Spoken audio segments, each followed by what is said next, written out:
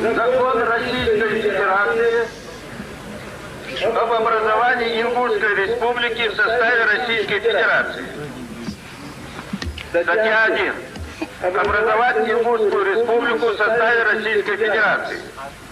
Вопрос о Чеченской Республике решить после урегулирования кризисной ситуации в Республике.